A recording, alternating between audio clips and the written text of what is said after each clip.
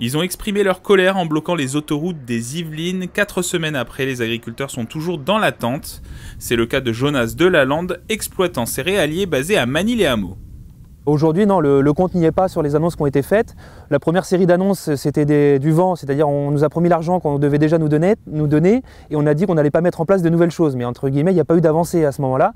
Après, il y a eu d'autres choses, mais pour l'instant, les choses ne sont pas faites. Faire des promesses et qu'il n'y ait rien derrière, c'est pas possible.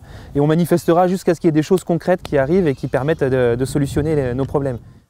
Installé comme agriculteur depuis 2019, Jonas Delalande cultive du blé, de l'orge, du maïs, du colza ou encore des lentilles sur 390 hectares. 5 années d'expérience à la tête de la ferme avec un constat assez clair.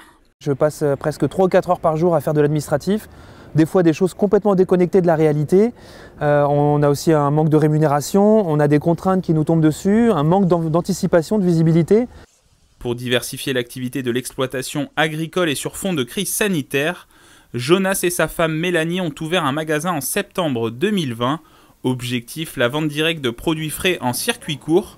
Malgré l'inflation, l'activité reste rentable, mais certaines problématiques persistent comme la transparence des produits vendus. J'ai eu l'exemple il y a encore pas longtemps de commander des saucissons d'une marque que je ne citerai pas, qui me vendait des authentiques saucissons d'Auvergne, sauf que j'ai eu la mauvaise surprise en les recevant de regarder dès l'étiquette en voyant écrit porc UE, donc forcément du porc pas français, on ne connaît rien de l'élevage, on ne sait pas non plus comment sont ces produits. Quand les marques mettent des drapeaux bleu, blanc, rouge sur leurs produits, est-ce qu'ils jouent le jeu? Est-ce que vraiment tous les ingrédients sont français? En tout cas tous ceux qu'on peut trouver en France, notamment de la farine, de l'emmental, ce genre de choses. Du côté de Montfort-l'Amaury, Olivier Coupry cultive plusieurs types de céréales.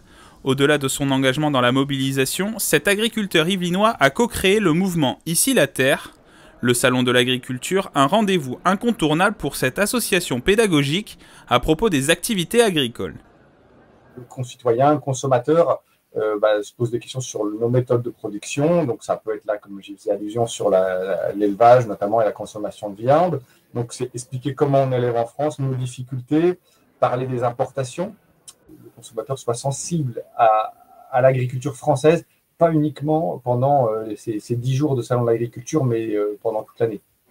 Le mouvement Ici la Terre sera présent le samedi 2 mars 2024 au Salon de l'Agriculture, sur le stand Agri Demain dans le pavillon 4.